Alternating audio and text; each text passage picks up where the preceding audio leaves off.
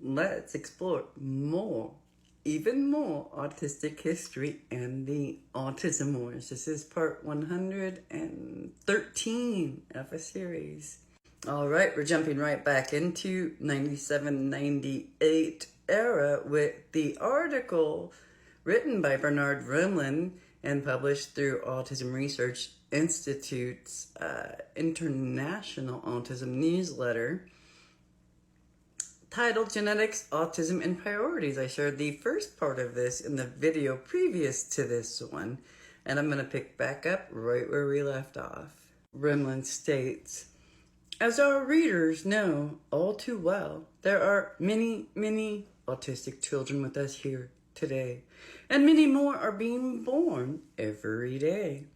Shouldn't at least 1 million of those $27 million being used to investigate and make more effective treatments that are here now and are known to provide major benefit to some autistic children?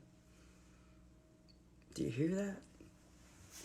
That's a line, that's a front in the Autism Wars between the autism community, between complementary alternative healthcare and genetics.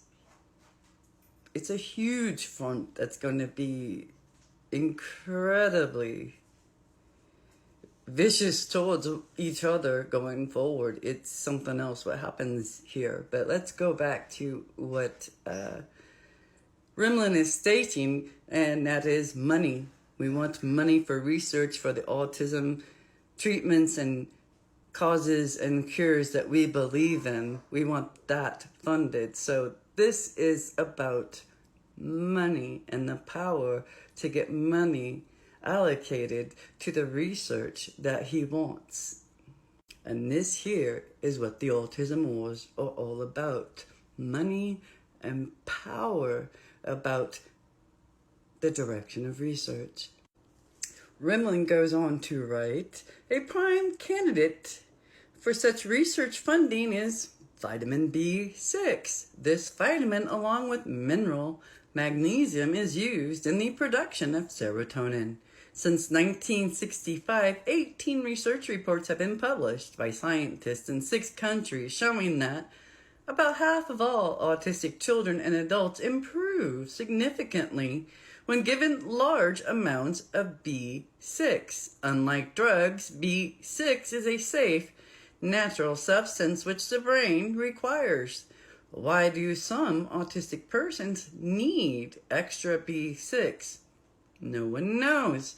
What other nutrients, vitamins, minerals, lipids, amino acids might be given with the B6 and magnesium to enhance their effectiveness?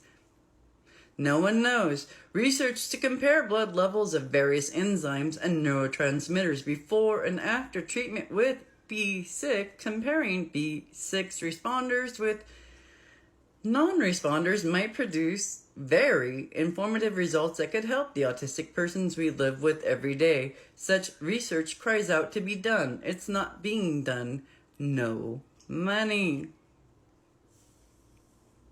All right, so he continues on. Another area in which a small expenditure of money could make a big difference relates to the use of diets in which certain substances are avoided.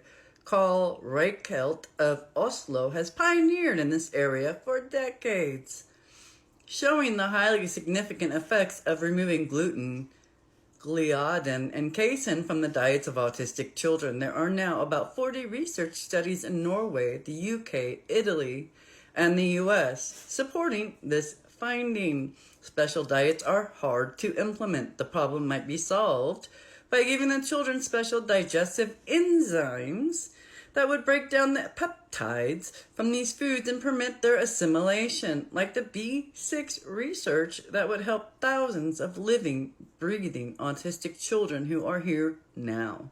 No money for such work, but millions of dollars for the more glamorous research for genes.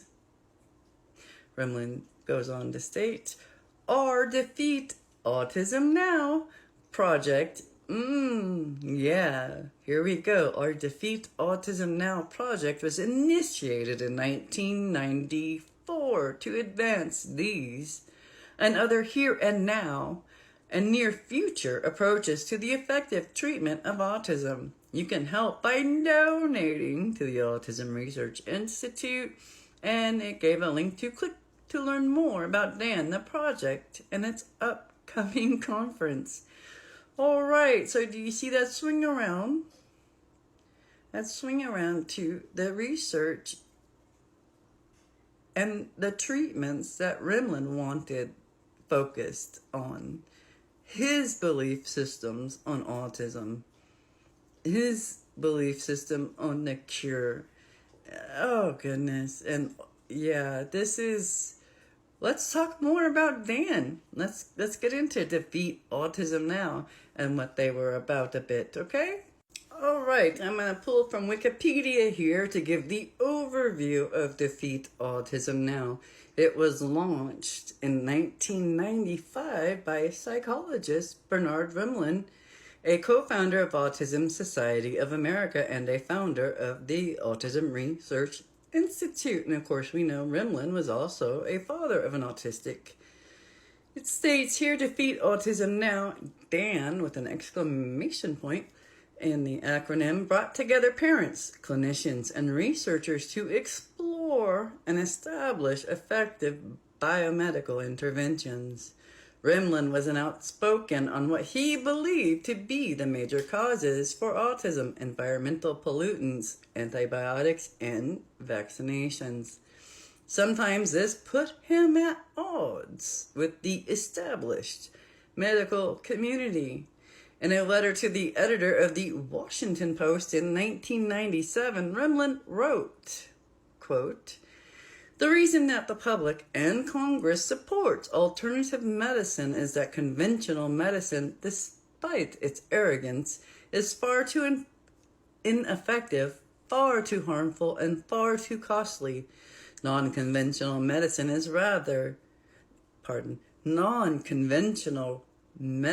a rational alternative to a much greater evil, conventional medicine." So you see right there how it goes from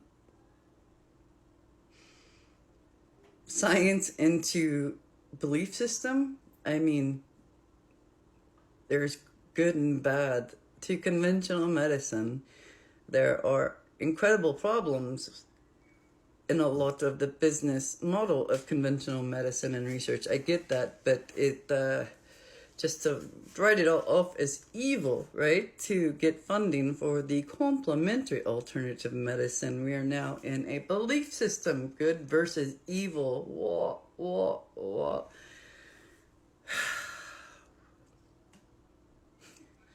All right, Rimland considered vaccines to be a prime suspect in the onset of autism, and for the record, they do not, I repeat, do not cause autism. This is a myth that is still so strong today, strongly believed. People don't understand the origin of it and where it came from.